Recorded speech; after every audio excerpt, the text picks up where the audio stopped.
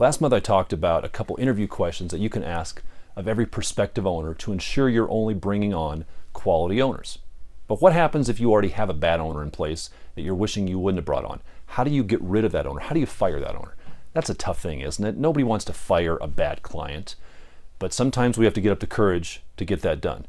The funny answer is kind of very carefully, right? You want to do this cautiously, because if you push an owner away in a bad scenario, it's going to come back to bite you. So here are 3 things that we use potentially when we have to let go of an owner that we're just not a good fit for. And the first one is something as simple as this. But we let them know, hey, I'm sorry that we're not able to meet your expectations, right? We don't want them to leave mad.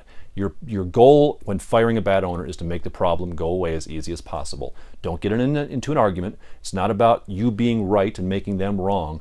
You just say, hey, I don't think we're able to meet your expectations, and this is not a good fit for what you're looking for, Mr. Owner. Make yourself the bad guy. That's fine. You want the problem to go away. So we'll say that when we have to sometimes let an owner go. Something else we'll do is this. We just believe that our system is not a good fit for your needs. Mr. Owner, I understand that you want to be contacted in advance of every maintenance call that comes out. However, our system doesn't provide for that. So I just don't think that our system is a good fit for what you're needing. Again, I'm making us look like the bad guy to some extent. We cannot meet your needs. I'm sorry, Mr. Owner, because I want them to go away thinking that it's us, not them. Because if they walk away mad, that's when they're going to jump online and give you the bad Google review. Right? You want to let it go in an easy way. Here's another one that works pretty well. We're simply reducing the number of doors we manage in a particular geographic area.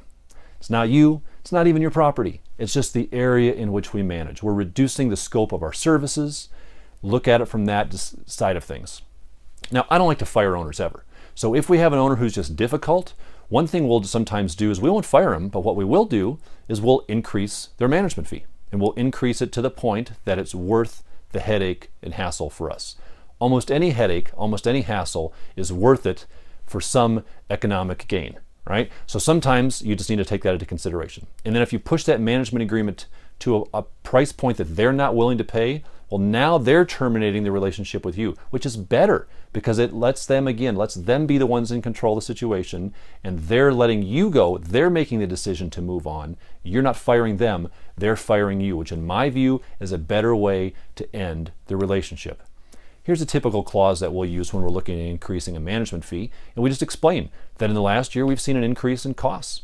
And in order for us to continue to provide a very high quality of service, and after thoughtful consideration on our part, it's necessary for us to increase the management fee to their property.